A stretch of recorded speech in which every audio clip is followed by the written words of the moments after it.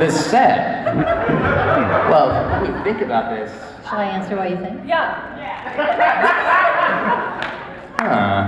Go. Okay. For me, it would be band candy on top of the police hood.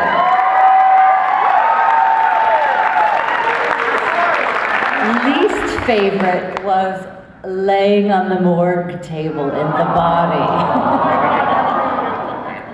Which Painted blue, which took 3 hours. inverse those for me. Most favorite, her on the slab. Or least favorite. Police car. Meg, what was your favorite? To work on Buffy? Yes. Or that you saw. The magic shop, because my husband Chris was in the Life cereal episode. Isn't that a fun fact? Trivia. He was the guy buying the slug candle, right? The slug candle. Come on up here. All right, that was my favorite. Yeah. As someone who's stuck in Atlanta, I was wondering, what is the international reception to Buffy like? We were actually, Kristine and I were just in Paris last month, and it's really crazy. It's and then I was in Italy 2 weeks ago. The first time I was ever chased was in France, actually. I was in France. My character's called Alex, and I was in Nice with my with my ex-wife. It's not. But anyway, and so we were on the beach at Nice on our way to Saint-Tropez, and all of a sudden I hear like these chicks are running and screaming, "Alex, Alex!" And I'm like, "Who's this Alex kid?" And then they were chasing after me. So it's crazy. I really haven't expected it to be kind of like worldwide, and also in other planets too. Love this shit. No, it is crazy. I mean, my daughter was too young to watch Buffy when we were making it, because she'd have been too afraid. But she loved the guy with the one eye. She still talks about him. Remember the Cyclops from the zombie issue? Yeah. She thought he was like the greatest guy ever. As a human being. Yeah. They would hang out on the curb while we weren't shooting. That's not creepy. The one-eyed guy. But it is crazy because she was too young to watch it when she was growing up. So the first time she saw it was in Italy with everything dubbed in German. And then the second time she watched it, everything was dubbed in Italian. And she just watched it last year for the first time in English. And she likes it better in German. Yeah. But I have to say that worldwide, at least in my experience, Buffy fans are just the best. They're totally cool. Totally cool. They sidle up to you on the subway and go, "I don't want to disturb you, but I love your work." But of course, fans in America are the best. Yeah! I was expecting a bigger podcast. That was actually the New York subway. On my way to Queens. Yeah. Yeah, but by the way, thank you for coming. I was expecting maybe 6 people. Yeah. No, I mean, not for lack of wanting to get up. I mean, you know what I mean? Thank you for He was up at 5. I was up at 5 taking a run, but outside of that. I've got a question for Miracle. Whoa. Sorry. Hey. I'm sure you've gotten this question a lot, but what was your favorite of the characters to play on Dollhouse? Because they're quite different, the characters. Yeah. I loved Melly just because it was such an easy fit for me, and I love the way that Joss wrote her and everybody else wrote her, and I think, you know, a lot of the writers said over the 2 seasons that they loved writing for Paul and Melly, that it was just really fun. It was kind of like a break because there was so much other way more complicated stuff, you know, things going on and plot points and characters and just crazy episodes, and this was kind of like the one constant little, you know, relationship throughout the show. And Tatmo, you know, and I'll talk about this more when he's here, but you know, he was a total dream to work with. He was a very good friend on set and a good partner to have, and she was fun, and I loved, you know, obviously getting to flip the switch and be the sleeper doll. That was kind of amazing for me. No, I love Melly a lot. It was really comfortable, and she was great, I thought. Yeah, I loved every second of being on set. Thank you. Oh, great!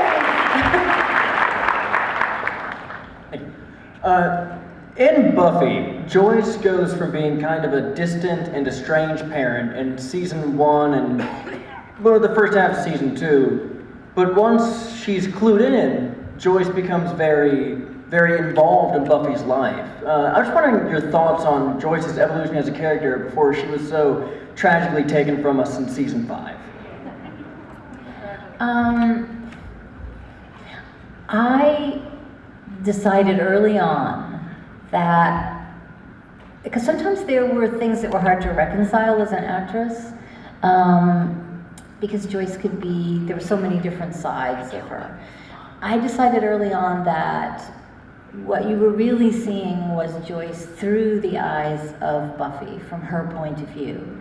And so the distance that you saw until she was clued in, to me, was a daughter, that estrangement that happens in those years where you need to separate from your mom and you need to keep her at arm's distance, and then you come around as you get older and sort of begin to realize that yes, it's your mother, but you can see her more as a human being.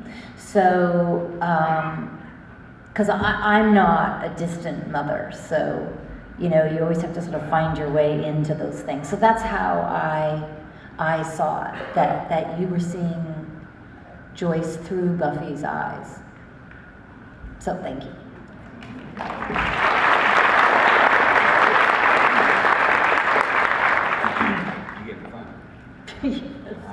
Hello. Hi. Thank you very much for being the fantasy that defined a nation for all of my childhood and my high school career. I wanted to ask how much, because in your Whedon shows there's a lot of campiness that goes along with the humor. How much of that is written and how much of that is the interaction between you guys on stage or while you're looking through your script? If you're shooting anything for Joss Whedon, it's all written. There's no... maybe 2 things that I came up with. I mean, outside, like even the shawarma thing was said as a side at Joss's office at one point that he then put into his script. But he would say, you know, he, like any predicate, anything, you would have the emotion down. He's like, you know, I put that "the" there for a reason. Which actually, as an actor, I mean, it's the way that I love to work, because it means you have to do your homework, and there's no, you know, you can't just say, oh, this is about what he's saying. So, which screws me up on auditions now, because I was trained that you have to say every single word perfect. And if you fuck it up, you gotta start over again. And when you're auditioning, you can't do that. You have to kind of go, you have to see it through. But my brain is like, can we start over? It's like, no, actually we can't. Well, okay, And thanks. thank you for coming. Yeah, thank you. By the way, you shouldn't wear that blouse. It makes you look fat, is what I say to the casting director, and then all of a sudden. So, I think there was one time where there was a doll episode where I'm like, Rad Rob. That was the only thing that was ever in, but Joss did not want any, there was no ad-libbing, there was nothing like that at all. And it was really weird because, like I said earlier, anything else you auditioned for, you had to rewrite it because it was so bad, and like words that would never come out of a human being's mouth. So it was this strange, it was really strange to have to memorize Because you didn't even it. feel the need to change. You know, it all felt natural once you got to that. And one of the things too that's great, it's when you have somebody who's that passionate, who's like, I put that A there, I put that the there, I put that did there for a reason. You're like, holy shit, this guy knows what he's doing. You know, on Criminal Minds, if we get around what we're trying to say, we're moving on. You know what I mean? And nothing, I mean, I love Criminal Minds, but yeah, obviously Buffy, I mean, the way that Joss Whedon works, it's like, he does become your god. You know, it's like, especially when you're doing that particular thing, it's like, you know that he's thought this through far more than you have. So shut the fuck up, hit your line, hit your mark and say your line, and maybe get a small little welling of tears. But never let it drop. That was the thing with Joss. He'd watch Allison and Sarah, and we would have a crying scene, and he's like, yes, and because he would see it building up. And then Sarah especially, it would drop. He's like, the tears would start to drop. He's like, fuck. He never wanted to see it drop. He never wanted the climax to happen. He always wanted it to end before a climax, which is crazy. So he really thinks about it. Because I love climaxing all the time. No, I made the mistake once of thinking, wow, like it's really cool. People can really cry around here. I'm going to try that. And we reshot the scene. And you thought you did a great job. Oh, I thought it was awesome. Nailed it. Melly got to cry a lot. Oh, Yeah. With tears? You let it go, with real tears, yeah, with tears, yeah. hi. My question is for Nicholas and Kristine. I was hoping you could talk to us a little bit about your experience of shooting The Body, which is one of the most powerful hours of television I've ever seen. And specifically, I'm interested in Kristine's feelings, since you were pretty much still for the entire episode, what that was like with all of that incredibly powerful emotion going on around you. Well, I hate to get all sad, but since I'm the one who died, it was incredibly emotional. On so many different levels, because I sort of identified with Buffy coming home and just finding her mother on the couch. In fact, I could hardly stop crying through that scene, and I was supposed to be dead, so that was kind of a problem. And then when they hoisted me out to put me in the ambulance, the paramedics, even though I was already dead, I actually had an emergency appendectomy this spring. And I refused to call an ambulance to go to the hospital. I took a taxi, and the taxi driver kept saying, "Why didn't you take an ambulance? Why didn't you take an ambulance?" Were you in New York, right? Yeah, I was in New York. And I was like, I'm never doing that again. That was so painful. But it was very sad, and it was also really sad because I lost my dad when I was young. So I sort of saw it through those eyes, and when I read the script, I was so blown away by it because of the scene where Alice was trying to figure out what to wear to the funeral, because I had had exactly the same experience of my father dying and going, well, what the hell do I wear to a funeral? You know, so I painted my nails hot pink and I wore this flowered dress because I was kind of like, screw you, death. You know, I'm not gonna follow the script here. It's too weird. So that whole sort of exploration of what it's like to lose somebody when you're really young it doesn't happen to that many people, but so you feel so alone when it happens. And I thought he captured that so brilliantly in that episode, and I'm thrilled to have been the body. You're still the body, baby. Dumb as a bag of rocks, but fuck that body. That body.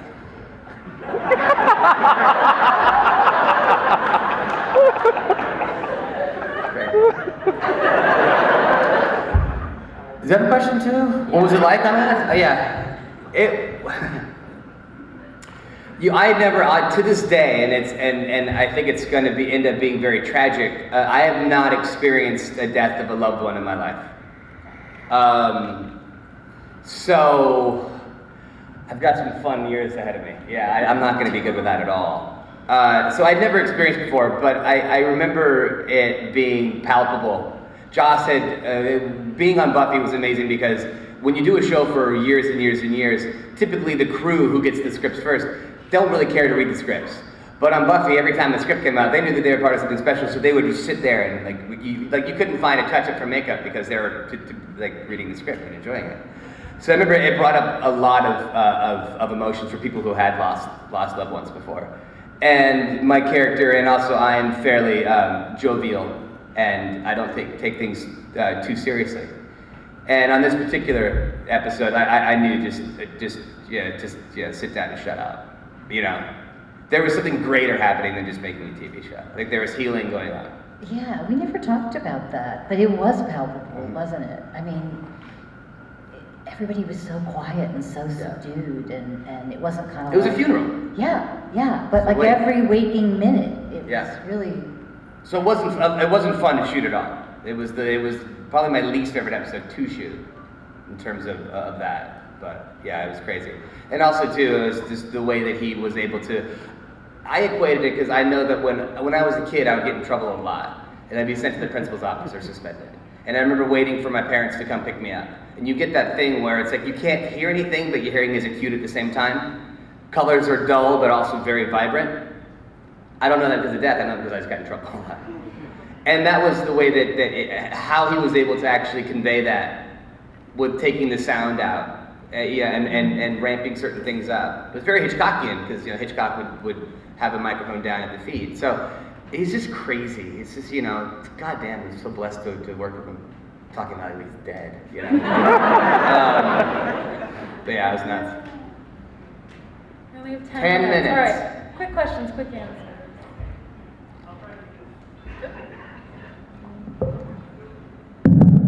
If the microphone works.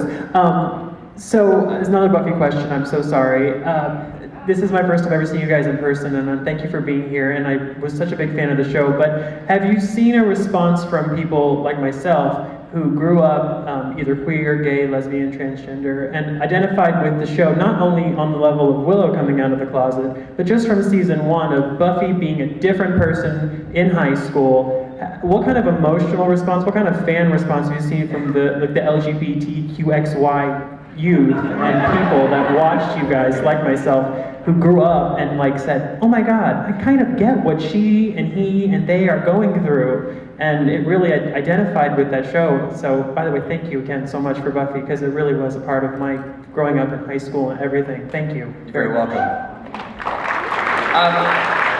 thank you for watching. I remember it was, I had a lot of gay friends, and so I would kind of say, this is really big in the gay community. And at one point, we have a huge, Santa Monica Boulevard has a huge Halloween party, in West Hollywood there, 1 million people show up. And they wanted the cast of Buffy to be the grand marshal of that parade.